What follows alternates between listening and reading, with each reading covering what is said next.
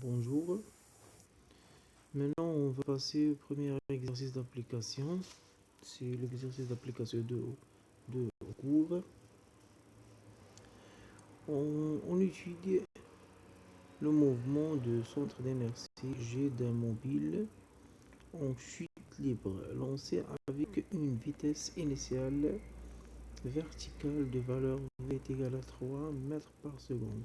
Donc V est égal à 3 mètres par seconde, c'est la vitesse initiale, V0. Première question. En appliquant la deuxième loi de Newton au centre d'inertie de mobile, trouvez l'accélération de son centre d'inertie G, sachant que G, l'intensité de pointeur, est égale à 9,8 mètres par seconde moins 2. Alors, l'application de la deuxième loi de Newton, on va l'appliquer directement. Alors, le bilan le système étudié, c'est le mobile. Le bilan, puisque le corps est en chute libre, alors il y a une seule force qui est appliquée à ce corps, pardon, c'est le poids. Alors, d'après la deuxième loi de Newton, la somme des forces extérieures est égale à quoi? M à G. Il y a une seule force, c'est le poids, est égal à M à G. Le poids est égal à mg est égal à m fois l'accélération. M, alors a, g, c'est le vecteur d'accélération est égal à g. C'est le vecteur d'accélération. Si on peut calculer le module de g, c'est est égal à g est égal à 9,8 mètres secondes moins 2. C'est la réponse de première question. Pardon. Première question. Deuxième question. En choisissant un axe OZ vertical orienté vers le bas,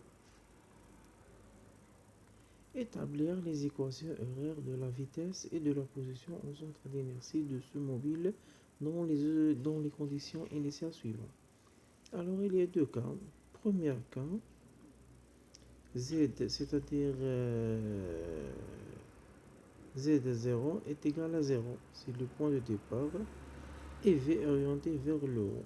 V est orienté vers le haut, c'est-à-dire le corps se déplace vers le haut. Alors, comme vous remarquez ici, alors on a AG, vecteur accélération, est égal à G est égal à constante. Et la trajectoire est rectiligne. Alors, mouvement rectiligne uniformément varié. Alors, les équations horaires sont V Z de t est égal à Z de t plus V0, VZ0, et Z de t est égal à 1 sur 2 AZ t au carré plus VZ0t plus Z0. À l'instant t est égal à 0, c'est-à-dire la condition initiale, Z0 est égal à Z à l'instant t est égal à 0, c'est 0. Z0, c'est ça. Alors Z0 est égal à 0, parce que le point de départ confondu à l'origine de l'axe. Et VZ0 est égal, si vous remarquez ici, il y a V0 a un sens opposé de Z. Alors VZ0 est égal à moins V0, c'est-à-dire moins 3 mètres par seconde.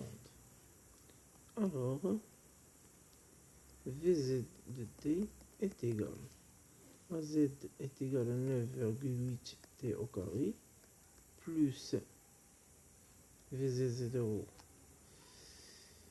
pardon, moins 3, parce que Vz0 est égal à moins V0, c'est moins 3 mètres par seconde. Et z de t est égal à 1 sur 2 fois 9,8 t au carré moins 3t plus 0. Alors, ça, nous donc 4,8 t au carré moins 3t. C'est l'équation horaire z de t. Alors, on va passer maintenant à deuxième cas. Deuxième cas. Toujours le mouvement est rectiligne uniformément varié. C'est-à-dire Vz de t est égal à Az de t plus Vz0 et Z de t est égal à 1 sur 2 AZT au carré plus Vz0t plus Z0. À l'instant t est égal à 0, toujours les conditions initiales. Z0, c'est Z à l'instant t est égal à 0, c'est-à-dire le point de départ, c'est Z de point de départ. Comme vous remarquez ici, le point de départ a une abscisse négative, c'est moins 5 mètres. Et Vz0, comme vous remarquez ici, V0 a une même sens de l'axe OZ, c'est-à-dire V0 est égal à V0 est égal à 3 mètres par seconde.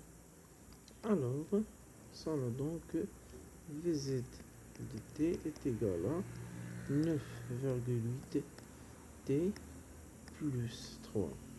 Et Z de t est égal à 1 sur 2 fois 9,8 t au carré plus 3t moins 5. Et ça nous donne 4,8 t au carré plus 3t moins 5. Ok.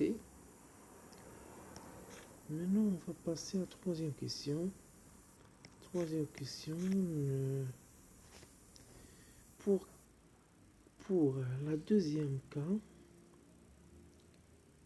à quelle date le mobile touchera-t-il le sol?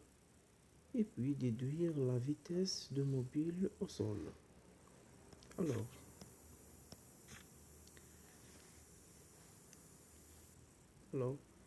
première partie de question, déterminer l'instant TP, l'instant où le corps va atteindre au sol. Alors, V, pardon. Alors, comme vous remarquez ici aux figures, ZP est égal à quoi? Est égal à Z0. Alors, ZP est égal à 0. Alors, ZP est égal à Z à l'instant TP est égal à 0. D'après la question précédente, on a Z de t est égal à quoi? 4,8 t p au carré plus 3t moins 5 est égal à 0. Alors, ici, on va travailler avec delta. Delta est égal à 3 au carré moins 4 fois 5 fois 4,8, c'est plus, moins 4 moins 5 est égal à plus. Ça nous donne une valeur positive. Alors, TP1 est égal à moins 3 moins considéré de delta divisé par 2 fois 4,8. Ça négatif impossible. Alors, TP est égal à TP2 est égal à moins 3 plus racine carrée de delta t fois 2 fois 4,8 secondes. Application numérique du Range. Alors, deuxième partie de question, c'est déterminer la valeur de la vitesse VB. C'est très facile. Alors, on a V de t est égal à quoi? 9,8 t plus 3. Alors, VB est égal à V instant TP est égal 9,8 fois TP plus 3 est égal à 9,8 fois, alors, plus 3. Et le calcul, même le tout bon. Merci.